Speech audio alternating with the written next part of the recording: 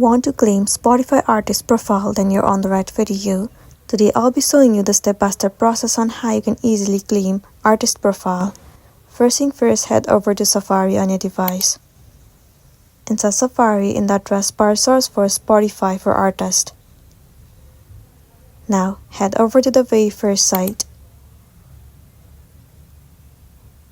Once you're in this official page, you have to click on the three horizontal line at the top right corner of the screen. And then click on Get Started or Get Access at the bottom of the screen.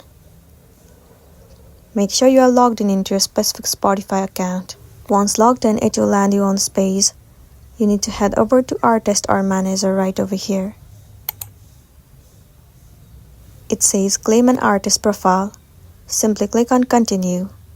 It will show you your Spotify account. If it is your account, click on Next. Now in this page, you have to search for the artist or paste the Spotify artist URL that you want to claim. Click on the username of the artist that you want to claim. Once you have selected, click on Let's Go. Here you have to follow the on-screen process and then you will be able to claim the artist profile on Spotify. So that's the end of the video. If this video really helped you, give it a like and check out our next tutorial. Thank you.